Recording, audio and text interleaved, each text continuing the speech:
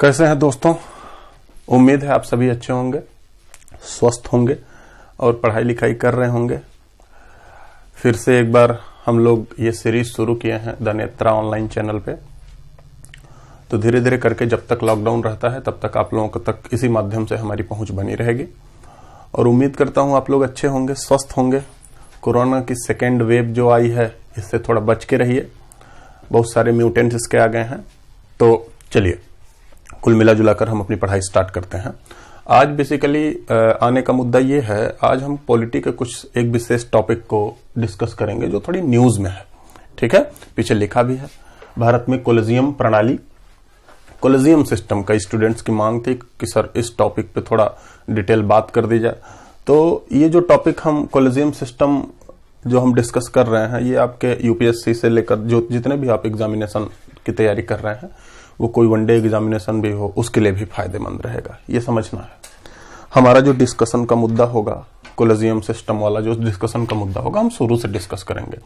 हमारा डिस्कशन का मुद्दा होगा, हम एकदम शुरू से शुरू करेंगे जब सुप्रीम कोर्ट का बनना 1935 से हम शुरू करेंगे और हम आज तक चले आएंगे। आज तक का मतलब 2021 तक। इसमें जो जो हमारे मुद्दे मिलेंगे हम उसे डिस्कस करते हुए चले आएंगे। ठीक है, इसी के साथ हम शुरुआत करते हैं। आप इसे ऐसे भी बांट सकते हो, इस तरीके से भी हम कर सकते हैं। जैसे कोलिजियम सिस्टम, आखिर इसमें हम क्या क्या पता करेंगे, कोलिजियम सिस्टम का डेवलपमेंट कैसे हुआ, कोलिजियम सिस्टम होता क्या है, आखिर ये है क्या। इसमें हम ये भी करेंगे इसके विकास की जरूरत क्यों पड़ी, वाई, आखिर क्यों इसकी जरूरत पड़ गई। ये सारे मुद्दों को हम डिस्कस करेंगे। अच्छा, इसकी हम हेडिंग नहीं करेंगे, ऐसा नहीं होगा कि हम इसकी आपको हेडिंग करके बताएं। जब हम इस तरीके से ऐसे डेवलपमेंट में जाएंगे 1935 से लेकर हम 2021 तक, मतलब आज जिस डेट में आपका ये वीडियो अपलोड हो रहा है, इस डेट तक आएंगे तो वो सारी चीजें आपको ऑटोमेटिक कवर हो जाएंगी। ये सारे मुद्दे आपके कवर हो जाएंगे, क्यों, कैसे, कब, कहां, ये सारी बातें कवर हो जाएंगी। आपको पढ़ाने का मेरा तरीका पता ही है, शुरू से लेकर हम अंत तक इधर करेंगे धीरे धीरे। तो चलिए इसी की शुरुआत करते हैं, शुरू किया जाए। भारत में कोलिजियम प्रणाली।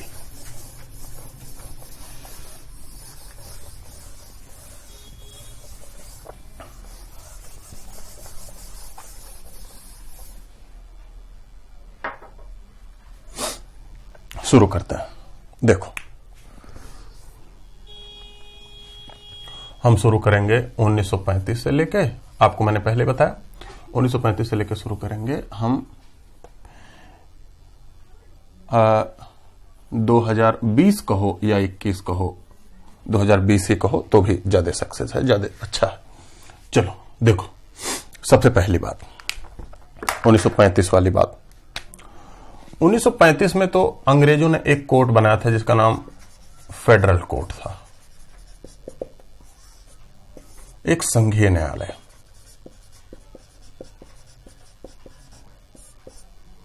बातों को समझना, 1935 में एक संघीय न्यायालय था। अच्छा, इस संघीय न्यायालय के खिलाफ जो अपील की जाती थी, इसके खिलाफ अपील मतलब अगर जो आप इससे भी नहीं संतुष्ट हैं इसके फैसले से, तो इसके खिलाफ भी अपील की जाती थी प्रिवी काउंसिल में। प्रिवी काउंसिल लंदन में हुआ करती थी, ये लंदन में हुआ करती थी। तो ध्यान से समझना, अंग्रेजों ने एक कोर्ट बनाया, फेडरल कोर्ट, और ये फेडरल कोर्ट कहां रहता था, ये दिल्ली में था।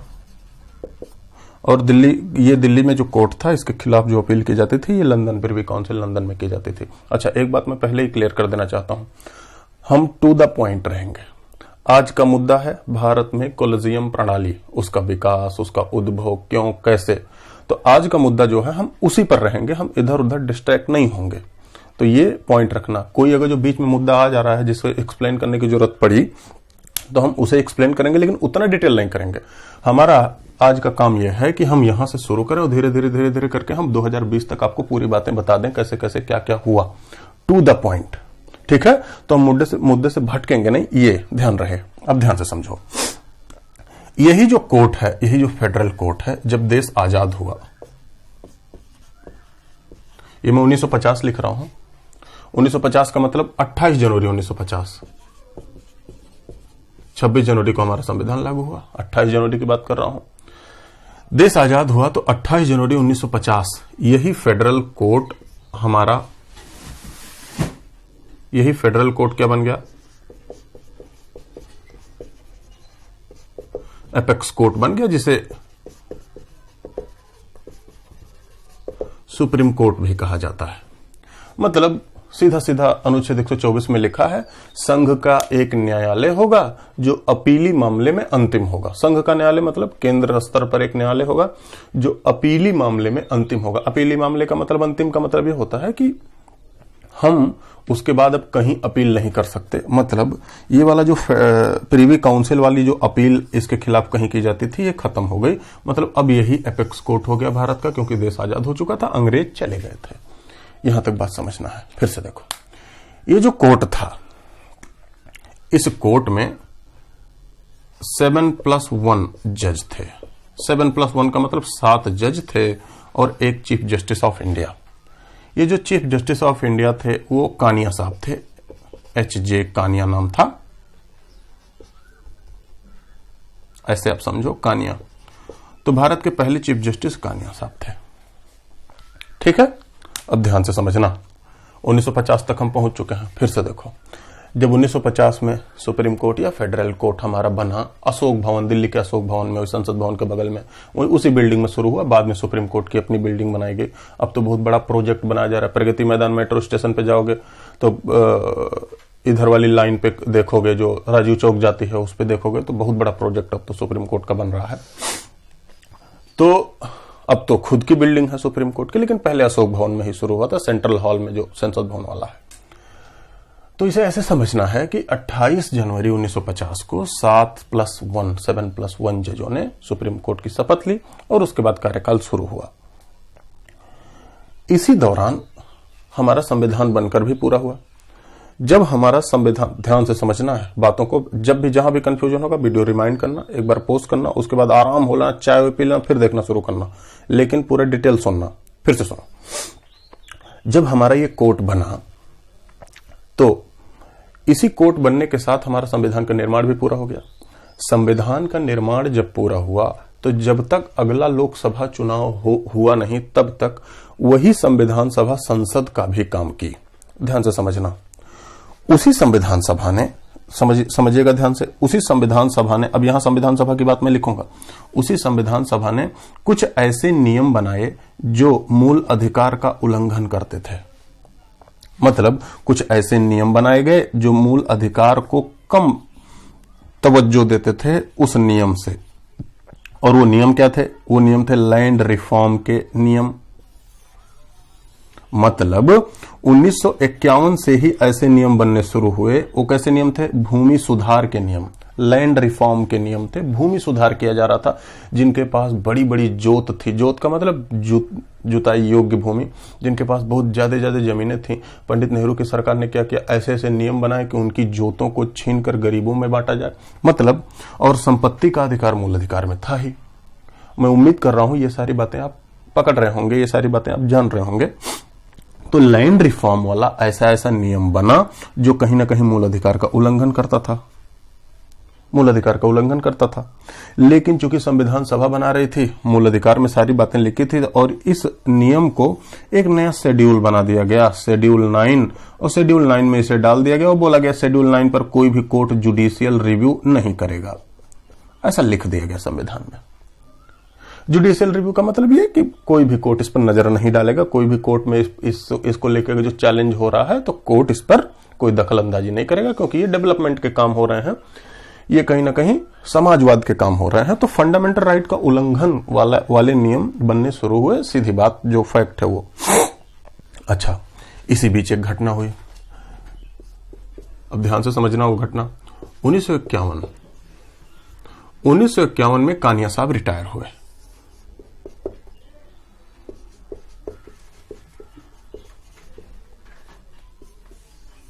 सेवानिवृत्ति हुई 1951 में कानिया साहब की। ध्यान से समझना, जब कानिया साहब रिटायर हुए, तो इस समय इनके बाद सीनियरिटी, जैसे मान लिया पहले रैंक पे पहले सीनियर व्यक्ति कानिया साहब थे, दूसरे थे पतंजलि शास्त्री, पीएस में लिख दे रहा हूं क्योंकि मेरे पास जगह की कमी है। दूसरे पर थे पतंजलि शास्त्री, तीसरे पर सीनियरिटी में थे आपका विजन कुमार मुखर्जिया। यहीं तक समझो, ध्यान से समझिएगा। अब मैं क्या कहने जा रहा हूं, यहीं से आपको कोलेजियम प्रणाली का कुछ ना कुछ बीज यहीं से मिलेगा, यहीं से 1951 से ही। एच.जे. कानिया साहब के रिटायर होने के बाद जब सीनियरिटी लेवल पर पतंजलि शास्त्री की बारी आई चीफ जस्टिस बनने की, तो पंडित नेहरू को यह बहुत ज्यादा पसंद नहीं थे। पंडित नेहरू ने एक बार प्रपोजल दिया कि पतंजलि शास्त्री को ना बनाकर विजन कुमार मुखर्जिया को चीफ जस्टिस ऑफ इंडिया बना दिया जाए। उन्होंने प्रस्ताव दिया सुप्रीम कोर्ट के। अब ध्यान से समझना, इस प्रस्ताव, जैसे ही यह प्रस्ताव सुप्रीम कोर्ट में आया, सुप्रीम कोर्ट में जितने भी न्यायाधीश थे 8 के 8 ने अपना रिजिग्नेशन पीएम को भेज दिया। मतलब 8 के 8 जजों ने अपना त्यागपत्र पीएम को भेज दिया, इसके विरोध में कि आप अगर जो सीनियरिटी लेवल क्रॉस करोगे तो हम 8 के 8 जज नहीं रहेंगे, अपना चला लो। इन लोगों को पता था कि आज अगर जो हम इनकी चलने दिए तो फिर ये अपनी ही चलाएंगे, फिर जुडिशरी का मतलब भी कुछ नहीं रह जाएगा। अच्छा, जब 8 के 8 जजों ने रिजिग्नेशन पीएम के पास भेज दिया तो पीएम बैकफुट पे आ गए। भाई पंडित ने कहा ठीक है सर, आप अपने हिसाब से चलाएं। अच्छा, ये एक घटना बहुत कारगर थी। ऐसी घटनाएं मतलब फिर ना हो, शायद इसीलिए इन जजों ने ऐसा किया था। जब ये सारी बातें हुई, अब इधर मैं मिटा दूंगा, उम्मीद है इधर आप लिख लिए होंगे। आप अपना पेन कॉपी तैयार रखिए, लिखा कीजिए।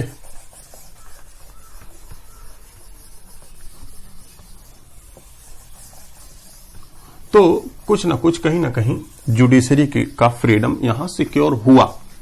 इसके बाद कुछ ऐसे केसेस भी आए। 1951 में ही कुछ ऐसे केसेस आए।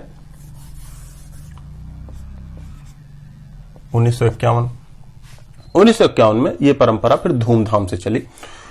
1951 से ये परंपरा चलती रही 1974 तक। 1974 तक जो सीनियर रहता था वही जज बनता था, वही सुप्रीम कोर्ट का चीफ जस्टिस बनता था। अब ध्यान से समझना, इस बीच कुछ ऐसे फैसले भी हुए जो कहीं ना कहीं सरकार के पक्ष में कुछ फैसले थे, कहीं ना कहीं सरकार के विपक्ष में भी कुछ फैसले थे। तो उन फैसलों का भी मैं जिक्र करूंगा क्योंकि उसका भी संबंध आपके कोलेजियम सिस्टम से है। तो हम यहां लिख दे रहे हैं पक्ष में फैसला सरकार का क्या रहा। फिर से सरकार के विपक्ष में क्या फैसले रहे सुप्रीम कोर्ट के।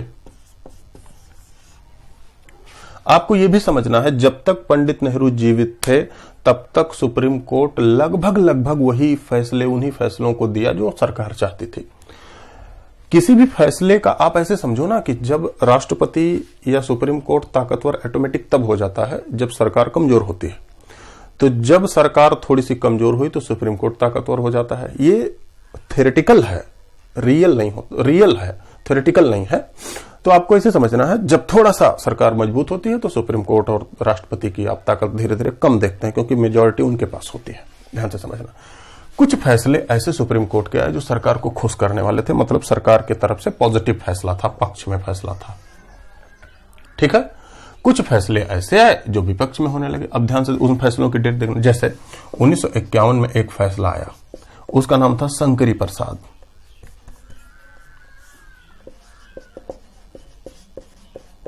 शंकरी प्रसाद वर्सेस यूनियन ऑफ इंडिया करके केस था। केस वही था,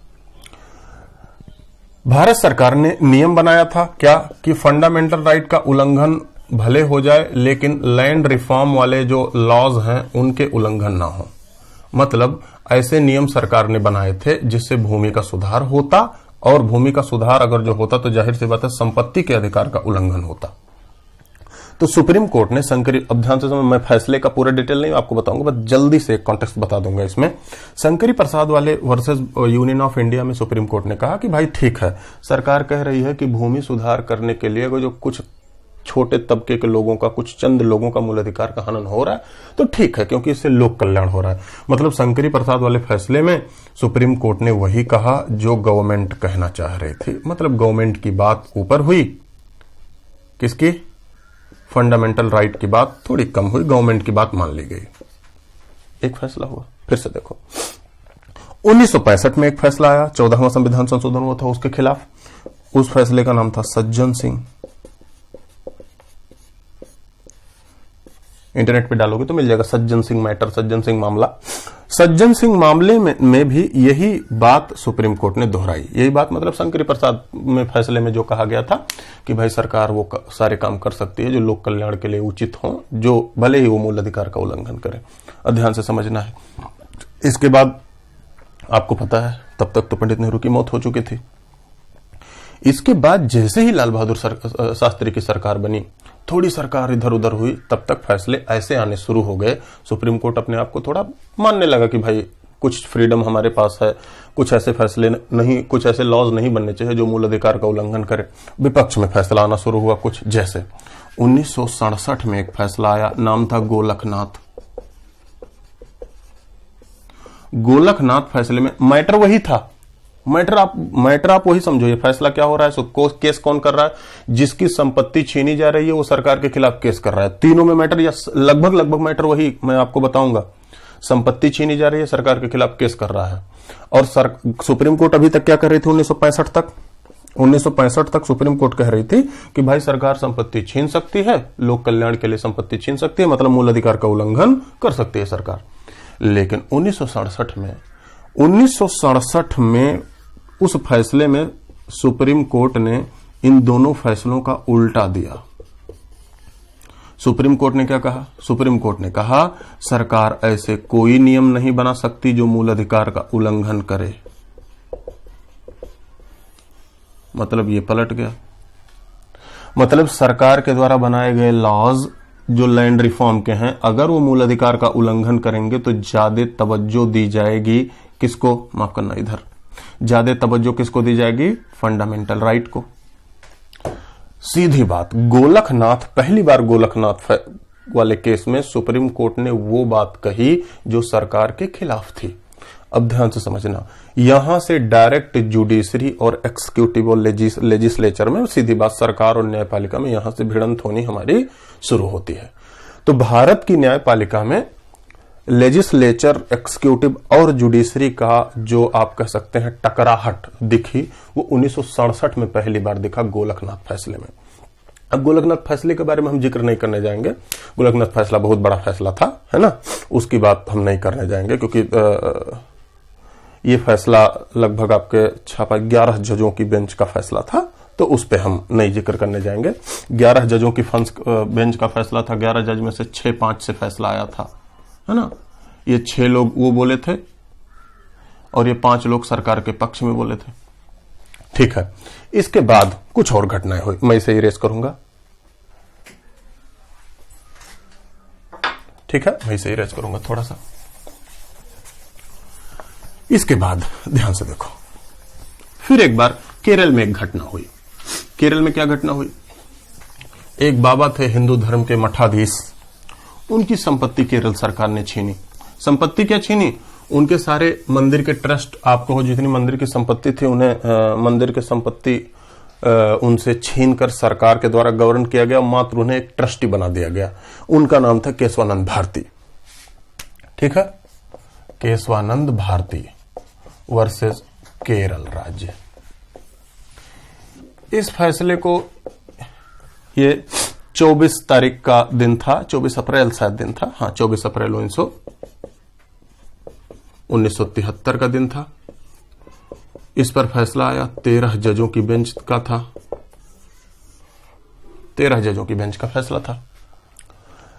इससे पहले इंदिरा गांधी की सरकार थी। इंदिरा गांधी की सरकार ने ताबड़तोड़ कई संशोधन किए थे, 23, 24, 25, 26, 27, 28 संशोधन, मतलब 23वां, 24वां, 25वां, 26वां, 27वां, 28वां। इन संशोधनों के बारे में मैं हल्का हल्का आपको बताऊं, इन संशोधनों में सारी वही बातें थी कि सरकार वो सारे काम कर सकती है, सरकार संविधान में जितना चाहे उतना संशोधन कर सकती है। और उसमें उन्होंने ये भी लिख दिया था कि अगर जो सरकार या लेजिस्लेचर या संसद कोई भी संशोधन कर रही है, उस पर सुप्रीम कोर्ट या कोई भी कोर्ट में उस संशोधन पर चैलेंज नहीं किया जा सकता। सीधी बात, उसे कहीं जुडिशियल रिव्यू के लिए अपील किया ही नहीं जा सकता। तो तमाम ताबड़तोड़ कई फैसले आए। अब इस फैसले में केशवानंद भारती की तो हार हुई, जाहिर सी बात है, बहुत ज्यादा केशवानंद भारती की तरफ फैसला तो नहीं आया, लेकिन इस फैसले ने 13 जजों की बेंच में 7-6 से फैसला आया।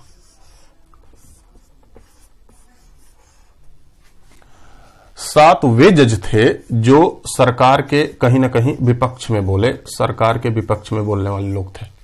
ये 6 वे जज थे जो सरकार के पक्ष में बोलने वाले लोग थे। ध्यान समझना, हमारे संविधान में यह प्रावधान है कि पक्ष का फैसला भले ही मेजॉरिटी का फैसला है वही माना जाएगा। जो भी फैसला सुप्रीम कोर्ट का आ रहा है मेजॉरिटी का फैसला देश में लागू होगा। लेकिन यह भी प्रावधान है कि माइनॉरिटी जो है वो भी अपना फैसला सुना सकते हैं, भले ही वो लागू ना हो लेकिन वो भी अपना फैसला सुना सकते हैं।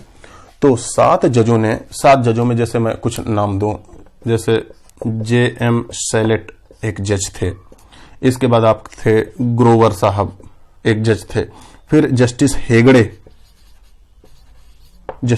एक थे, इसी में थे हंसराज खन्ना एक जज थे। बाद में हंसराज खन्ना की बात आएगी, ध्यान रखना।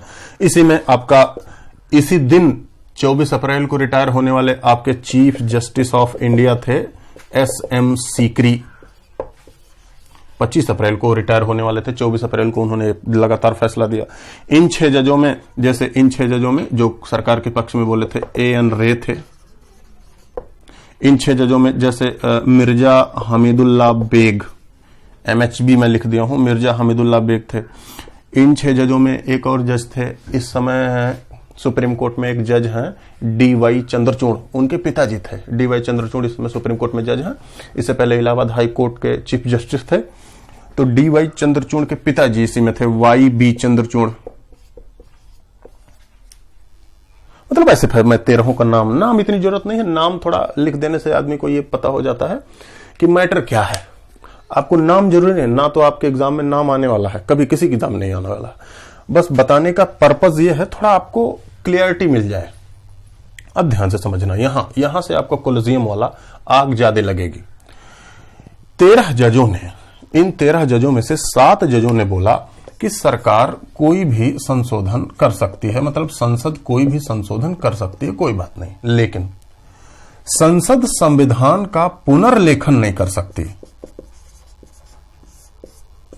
संसद कोई भी अमेंडमेंट संविधान में कर सकती है, कोई दिक्कत नहीं, लेकिन इसका मतलब यह नहीं कि संसद फिर से संविधान को लिख दे। उन्होंने इस फैसले में कहा गया संविधान जब लिखा जा रहा था तब उनके पास शक्ति असीमित थी, वो जो भी चाहे लिख दिए, लेकिन अब फिर से संसद संविधान का पुनर्लेखन नहीं कर सकती। सुप्रीम कोर्ट ने इस फैसले में इन 7 जजों ने कहा संसद का संविधान में संशोधन का कतई मतलब नहीं निकाला जा सकता कि उसका पुनर्लेखन फिर से लिख दिया जाए। अब इसी का सार इन्होंने निकाला कि पुनर्लेखन नहीं कर सकती, मतलब संसद संविधान का जो बेसिक स्ट्रक्चर है, बेसिक स्ट्रक्चर को डैमेज नहीं कर सकती। बेसिक स्ट्रक्चर को डैमेज करने का मतलब जैसे मान लिया कोई मकान बना हो, मकान को पूरी तरीके से तोड़कर नई बिल्डिंग नहीं बनाई जा सकती। आपका मन करे तो जिधर से हवा आ रही है उधर से आप क्या कीजिए, खिड़की लगा दीजिए। आपका मन करे उस मकान में पंखे लगा दीजिए, आपका मन करे उस मकान में और संशोधन कर दीजिए, लेकिन पूरी तरीके से न्यू ही डगमगा के आप फिर से मकान नहीं बना सकते। मतलब सीधा कहने का मतलब सुप्रीम कोर्ट का यह था कि बेसिक स्ट्रक्चर को आप डैमेज नहीं कर सकते। उन्होंने कुछ बातें बताई कि जैसे बेसिक स्ट्रक्चर का मतलब राष्ट्रपति का चुनाव जैसे हो रहा है वैसे ही होगा। हमारे यहां संसदीय प्रणाली है, पार्लियामेंट्री सिस्टम है, तो वैसे ही रहेगा। पार्लियामेंट्री सिस्टम को चेंज करके प्रेसिडेंशियल सिस्टम नहीं लागू किया जा सकता।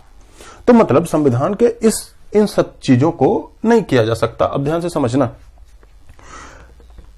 अटॉर्नी जनरल ऑफ इंडिया ने पूछा कि सर बेसिक स्ट्रक्चर है क्या, आखिर बता दीजिए। तो सुप्रीम कोर्ट ने वो बातें अपने पास रखी, बोली नहीं, बेसिक स्ट्रक्चर 2-4 बातें उन्होंने बताई, जैसे पार्लियामेंट्री सिस्टम बेसिक स्ट्रक्चर है, प्रेसिडेंशियल इलेक्शन बेसिक स्ट्रक्चर है, हमारे यहां तमाम चीजें बताई, लेकिन कहा और समय समय पर सुप्रीम कोर्ट बताता रहेगा कि बेसिक स्ट्रक्चर क्या है। अब ध्यान से समझना, सुप्रीम कोर्ट ने उन सारे संशोधनों को वैलिड करार दिया जो इंदिरा गांधी ने किया था, 23वां, 24वां, 25वां, 26वां, लेकिन उन्होंने क्या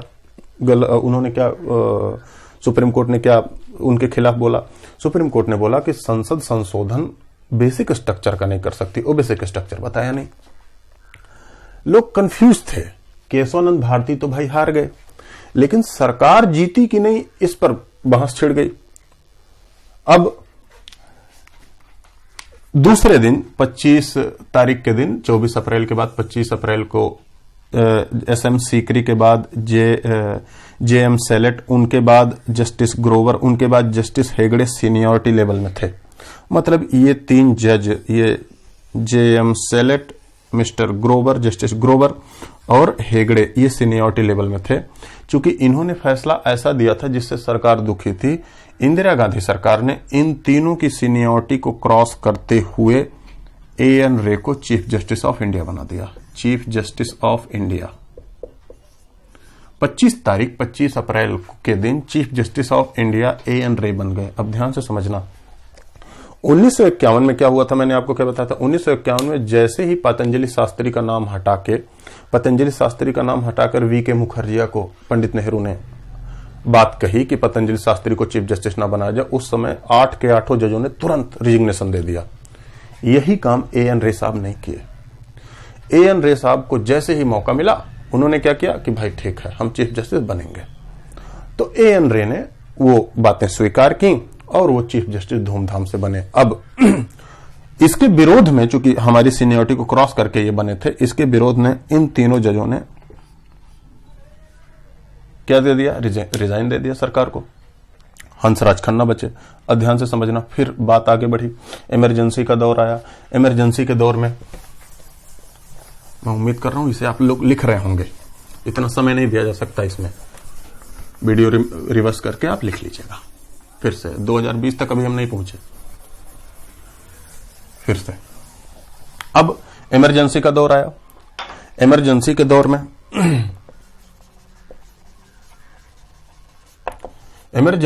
में कहीं ना कहीं सभी नागरिकों के मूल अधिकार का वायलेशन हुआ, मूल अधिकार का उल्लंघन हुआ। ऐसा कहा जाता है विद्वानों के द्वारा कि सुप्रीम कोर्ट सरकार के एकदम साथ में था। सरकार जो कर रही थी, सुप्रीम कोर्ट कह रहा था हाँ ये ठीक है। इंदिरा गांधी का चुनाव इनवैलिड हुआ, उसी बीच आप कहानी सुनते होंगे। मैंने पहले ही कहा था मैं डिस्ट्रैक्ट नहीं होऊंगा, इधर उधर नहीं जाऊंगा, टू द पॉइंट रहूंगा। बस बीच में आपको ये जान लेना, इंदिरा गांधी का चुनाव इनवैलिड हुआ, उसे भी कहीं ना कहीं सुप्रीम कोर्ट में मैनेज किया गया। कहीं ना कहीं फिर कई ऐसे केसेस हुए जो सुप्रीम कोर्ट ने ऐसे ही फैसले दिए जो सरकार के पक्ष में था। विद्वानों का ये मानना है कि वो समय 1974 के बाद 1980 का दौर, वो समय लगभग काला दौर था। 1978 तक काला दौर था सुप्रीम कोर्ट के इतिहास में। इमरजेंसी के बाद एक केस हुआ जिसे हैबियस कॉर्पस केस कहा जाता है। आप इंटरनेट पे डाउनलोड कर, इंटरनेट में गूगल पे डाल के हैबियस कॉर्पस केस डाल सकते हैं। उस केस का नाम शिवकांत शुक्ला वर्सेस ADM जबलपुर, ये केस था। शिवकांत शुक्ला वर्सेस ADM जबलपुर 1976 में एक केस हुआ था। मतलब ADM जबलपुर, शिवकांत शुक्ला, इमरजेंसी के दौरान इन्हें क्या किया गया था, बंदी बना दिया गया था, अवैध गिरफ्तारी हुई थी। उसके बाद उसी के विरोध में इनका सुप्रीम कोर्ट में केस आया। और सुप्रीम कोर्ट में जब इनका केस आया तो सुप्रीम कोर्ट ने इस फैसले में 5 जज बैठे थे। 5 जजों में फैसला आया 4-1 से। ध्यान से समझना, 4-1 से फैसला आया। 4 ने सरकार के पक्ष में फैसला दिया, मतलब जो सरकार चाह रही थी। अभी इस केस के बारे में हम डिटेल डिस्कस नहीं करेंगे, बड़ा लंबा केस है, इसमें बड़ी लंबी कहानी है, बैकग्राउंड में जाना पड़ेगा, इमरजेंसी के बैकग्राउंड में जाना पड़ेगा। बस आपको समझना है, इमरजेंसी के कारण किसी को गिरफ्तार किया गया था, बंदी प्रत्यक्षीकरण, हैबियस कॉर्पस, मतलब अवैध गिरफ्तारी हुई थी। उनको छुड़ाने के लिए ये केस हुआ। तो सुप्रीम कोर्ट ने इस केस में, ये काला केस आप कह सकते हैं, काला अध्याय माना जाता है सुप्रीम कोर्ट के इतिहास में। तो सुप्रीम कोर्ट ने इस केस में किया क्या, सुप्रीम कोर्ट ने वह बात कही जो सरकार चाह रही थी। मतलब विद्वानों का ऐसा भी मानना है, कई सारे राजनीतिक विज्ञान के विद्वान ऐसा भी मानते हैं कि सुप्रीम कोर्ट के कुछ गलत फैसलों में, कुछ अनहोनी टाइप के फैसलों में ये एक फैसला था जो सुप्रीम कोर्ट की साख पर प्रश्न चिन्ह उठाता है। 5 जजों में, जैसे नाम मैं अगर जो लिख दूं, जैसे AN रे साहब थे इस सरकार के पक्ष में, और रहेंगे ही क्योंकि भाई सरकार उन्हें इनाम दी थी। उसके बाद मिर्जा हमीदुल्ला बेग थे, मिर्जा हमीदुल्ला बेग इसी में थे। फिर YB चंद्रचूड़ सरकार के पक्ष में फैसला दिए थे। PN भगवती, जिन्होंने आप सुने होंगे PIL के जन्मदाता माने जाते हैं, 4 ये थे। इसके बाद एक जो सरकार के विपक्ष में बोलने वाले थे कि भाई सरकार को किसी भी हाल में मूल अधिकार का उल्लंघन करने का अधिकार नहीं है। इन लोग बोले थे सरकार विपत्ति के समय, इमरजेंसी के समय मूल अधिकार नहीं, कुछ भी उल्लंघन कर सकती है। इन्होंने क्या बोला कि सरकार को मूल अधिकार का उल्लंघन करने का प्रयास नहीं है। वो थे हंसराज खन्ना। अब ध्यान से समझना, एएन रे के बाद सीनियरिटी लेवल में जो चीफ जस्टिस बनने वाले थे, मतलब पहली रैंक अगर जो एएन रे की थी तो दूसरी रैंक इनकी थी, तीसरी रैंक सीनियरिटी लेवल में इनकी थी, चौथी इनकी थी, पांचवी इनकी थी। ये क्रम से जज थे। आपको याद होगा 1974 का जब मैं फैसला केशवानंद भारती का भी आपको बताया हूं, तो 1974 के फैसले में भी 7 जजों में जो सरकार के विपक्ष में थे, इन 7 जजों में भी हंसराज खन्ना का नाम था। अब इंदिरा गांधी ने क्या कहा, हंसराज खन्ना ने फिर से एक विरोधी फैसला दिया और इस बेसिक स्ट्रक्चर वाले केशवानंद भारती केस में वही बात उन्होंने कही थी जो सरकार के फेवर में नहीं थी। फिर से उन्होंने क्या किया, ध्यान से समझिए। फिर से इंदिरा गांधी ने एक और गलती की। एक गलती तो 1974 में हुई थी, सीनियरिटी लेवल को क्रॉस करने के बाद कुछ जजों को क्रॉस करके चीफ जस्टिस बनाए गए थे एएन रे चूंकि जूनियर थे, चीफ जस्टिस बनाए गए थे, बहुत लंबा कार्यकाल इनका चला। अब इनकी हंसराज खन्ना की सीनियरिटी को क्रॉस करने के बाद मिर्जा हमीदुल्लाह बेग क्या बना दिए गए, चीफ जस्टिस ऑफ इंडिया बना दिया गया। मिर्जा हमीदुल्लाह के बाद YB Chandrachud chief justice of India बने, फिर PN Bhagwati chief justice of India बने। ये क्रम चलता रहा। मतलब हंसराज खन्ना की रैंक दूसरी थी, चूंकि इन्होंने सरकार के विपक्ष में कुछ फैसले ऐसे दे दिए थे, इसीलिए इन्हें क्या कर दिया गया, बाइकआउट करके बना दिया गया मिर्जा हमीदुल्लाह बेग को। हंसराज खन्ना ने तुरंत रिजाइन दे दिया। 2 घटनाएं ऐसी हुई, 2 घटनाएं तक आ गए। अब ध्यान से समझना, आगे बढ़ो। फिर से ये क्रम जब 2 बार हो चुका, फिर से इंदिरा गांधी की सरकार आई, मतलब मोरारजी देसाई की सरकार आई इमरजेंसी के बाद, फिर से इंदिरा गांधी की सरकार आई। बीच में एक आध बार ऐसी कोशिश की गई। अंतिम में सुप्रीम कोर्ट ने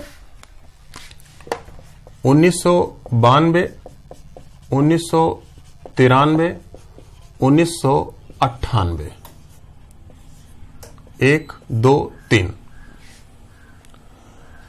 3 फैसलों में, इसे कहा जाता है 3 जजेस फैसला। तमाम उसमें केसेस भी किए गए थे, मैं केसेस का नाम का जिक्र बहुत ज्यादा नहीं करूंगा। इन 3 फैसलों में सुप्रीम कोर्ट और हाई कोर्ट के जजों की नियुक्ति के लिए नामों की सिफारिश जो राष्ट्रपति को दी जाती है,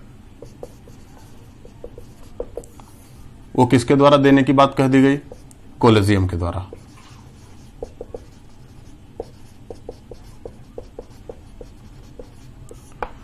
अब ध्यान से समझना, 2 घटनाएं ऐसी हुई थी, फिर ऐसी घटनाएं भविष्य में ना हो, इसलिए सुप्रीम कोर्ट ने क्या किया, 1992 में एक फैसला दिया, 1993 में एक फैसला दिया, फिर वही उसी फैसले को तीसरी बार 1998 में दिया।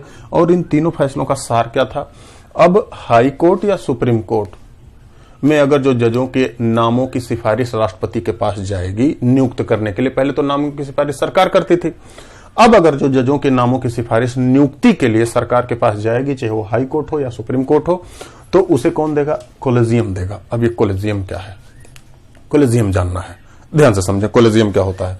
कोलेजियम, अब हम बात आ गई कोलेजियम की 1992, 93, 1998 में। कोलेजियम की जब बात कही जाए तो समझना है, कोलेजियम को एक बार समझ लेते हैं। कोलेजियम क्या था,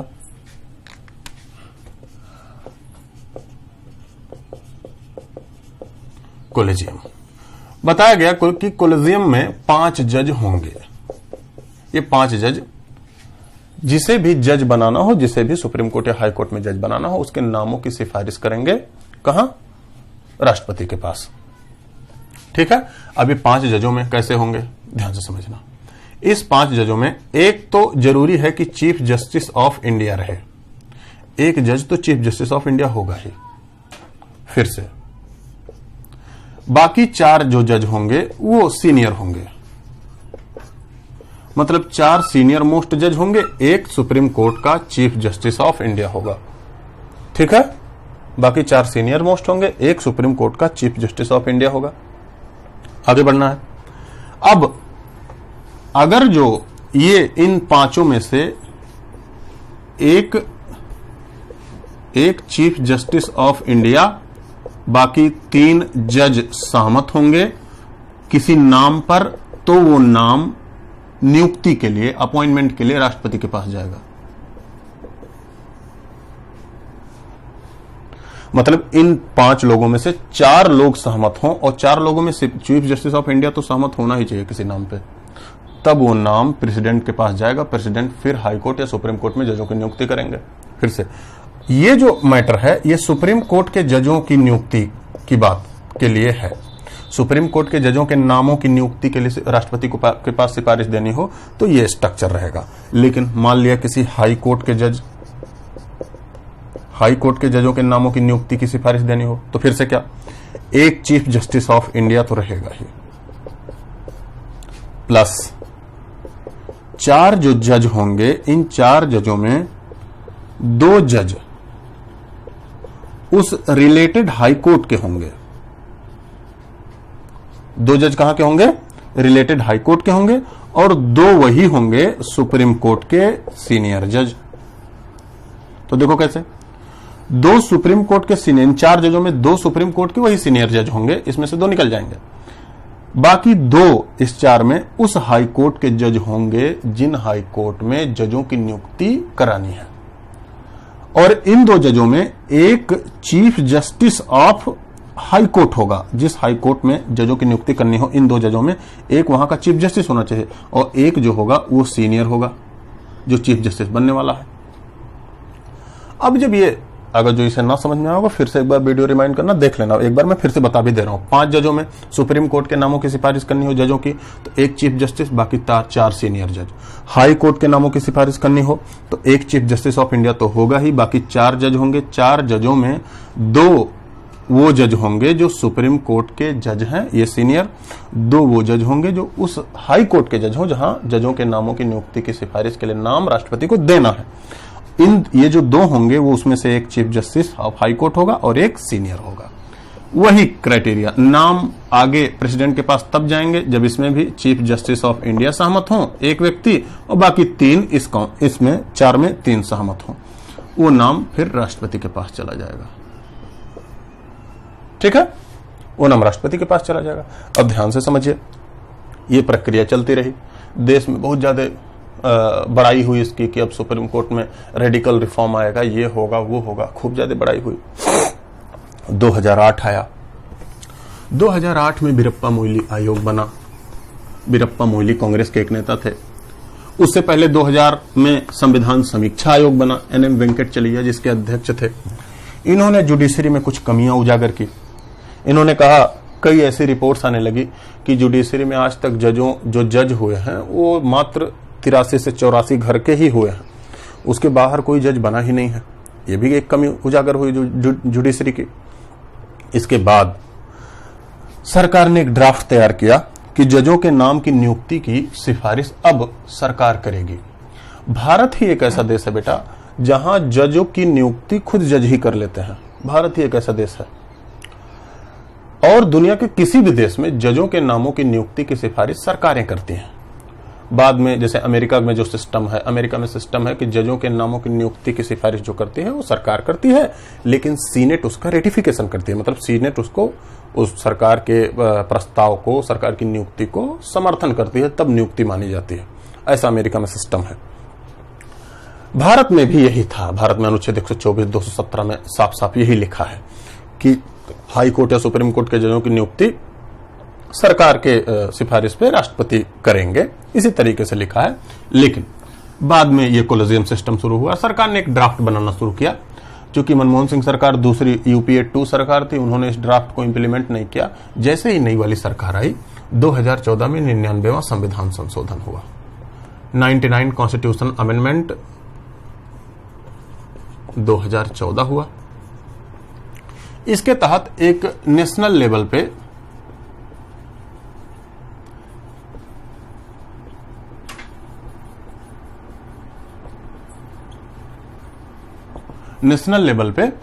एक जुडिशियल अपॉइंटमेंट कमीशन बनाया गया।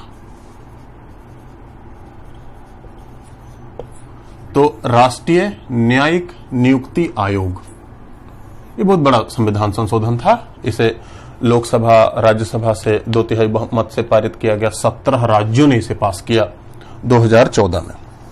समझिएगा ध्यान से, इसमें भी वही सारे मैटर थे। इसमें 5+5 वो कॉलेजियम वाले सारे जज थे और 5 गवर्नमेंट के मेंबर थे। गवर्नमेंट का मेंबर का मतलब इसमें एक आपके लॉ मिनिस्टर थे, गृह मंत्री थे, विपक्ष के नेता थे, 2 ऐसे संभ्रांत लोगों को भी कहा गया था जो पिछड़े वर्ग से या महिलाएं, इसमें 2 ऐसे नियुक्ति थे और ये 5 तो जज थे ही। इसमें 10 ऐसे मेंबर की बात की गई। बोला गया ये 10 मेंबर में से आधे से अधिक जो भी मेंबर होंगे, जिस नाम पे सहमत होंगे उस नाम की सिफारिश राष्ट्रपति के पास भेजा जाएगा और राष्ट्रपति फिर क्या करेंगे, सुप्रीम कोर्ट या हाई कोर्ट में जजों की वो क्या कर देंगे, नियुक्ति कर देंगे। जैसे ही ये संविधान संशोधन आया, इस संविधान संशोधन के खिलाफ तुरंत केस कर दिया गया सुप्रीम कोर्ट में। सुप्रीम कोर्ट में केस किया गया और सुप्रीम कोर्ट ने अक्टूबर महीने 2015 में इस 99वां संविधान संशोधन को नल एंड वॉइड कर दिया, मतलब खारिज कर दिया। सुप्रीम कोर्ट ने कहा ये संविधान संशोधन जिसके द्वारा नेशनल जुडिशियल अपॉइंटमेंट कमीशन बना, ये न्यायपालिका की स्वतंत्रता का उल्लंघन है। अब पता नहीं कैसे उल्लंघन है, इस बात पे हमें डिस्कशन नहीं करना है। सरकार कुछ कह रही है, न्यायपालिका कुछ कह रही है। 99वां संविधान संशोधन 2014 में नई सरकार आई, तुरंत लाई थी। बहुत बड़ा संशोधन था और उसके बाद तुरंत 2015 में इसे नल एंड वॉइड मतलब इनवैलिड करार दे दिया गया सुप्रीम कोर्ट के द्वारा, मात्र 5 जजों की बेंचेस के द्वारा। और बोला गया हम आपस में मिलकर रिफॉर्म करेंगे, लेकिन ये रिफॉर्म न्यायपालिका की स्वतंत्रता का उल्लंघन करेगा। उसकी स्वतंत्रता, उसके फ्रीडम को कहीं ना कहीं ये साख उसके लिए दिक्कत कर रहा है। 99वां संविधान संशोधन के बाद जहां से हम चले थे वहीं आ गए। मतलब आज भी वर्तमान में, अब 2020 में आ जाओ, 2020-2021, आज भी वर्तमान में सुप्रीम कोर्ट हो या हाई कोर्ट हो, इनके जो जज हैं, इनके नामों की नियुक्ति की सिफारिश जो होती है, आज भी वो किससे होती है, कॉलेजियम सिस्टम से। और कॉलेजियम सिस्टम आपको पता है, ठीक है। अब इसमें कैसा संशोधन करना है, इसमें क्या संशोधन होना चाहिए, सरकार और विपक्ष और सुप्रीम कोर्ट मिलकर एक मेमोरेंडम ऑफ अंडरस्टैंडिंग पे साइन किए हैं। उसे MOP या MOU कहा जाता है। MOU अभी तक लागू नहीं हुआ है रियलिटी में। सुप्रीम कोर्ट और सरकार में नोक झोंक कहीं ना कहीं इसी मुद्दे पे बनी रहती है। अच्छा, अब ध्यान से एक बार शुरू से आ जाओ। देखो, 1935 से आज तक हम आपको कवर कर लिए। इसमें आपको ये भी पता चला इसका विकास कॉलेजियम का कैसे हुआ, आपको ये भी पता चला कॉलेजियम होता क्या है, आपको ये भी पता चला सुप्रीम कोर्ट में जजों की नियुक्ति कॉलेजियम के द्वारा कैसे होती है, हाई कोर्ट में जजों की नियुक्ति कॉलेजियम के द्वारा कैसे होती है। तीसरी बात आपको क्या पता चला, कॉलेजियम को हटाने के लिए सरकार ने एक 99वां संविधान संशोधन लाया था, जिसके तहत NJAC national judicial appointment commission, राष्ट्रीय न्यायिक नियुक्ति आयोग का गठन किया गया। ये राष्ट्रीय न्यायिक नियुक्ति आयोग का जो संविधान संशोधन का था, सुप्रीम कोर्ट ने इसे खारिज कर दिया है। मतलब आज के समय जजों की नियुक्ति, सुप्रीम कोर्ट हो या हाई कोर्ट हो, जजों की नियुक्ति, ट्रांसफर, सारे मामले कॉलेजियम सिस्टम से ही किए जाते हैं। आज यहीं तक। इसके बाद फिर एक नए टॉपिक के साथ मिलेंगे। ये एक थोड़ा ज्वलंत मुद्दा था, मैंने बहुत डिटेल नहीं किया, टू द पॉइंट किया, कोई बहुत ज्यादा इधर उधर की बातें नहीं की, डिटेल एकदम नहीं है, थोड़ी बातों करके बस आज तक आ गया है। फिर उसके बाद एक टॉपिक हम लेंगे, जो भी आपका मुद्दे वाला टॉपिक होगा, जो भी आपके टॉपिक्स होंगे सब्जेक्ट के, वो हम लेंगे, धीरे धीरे हम क्लियर करते रहेंगे। थैंक यू, स्वस्थ रहिए।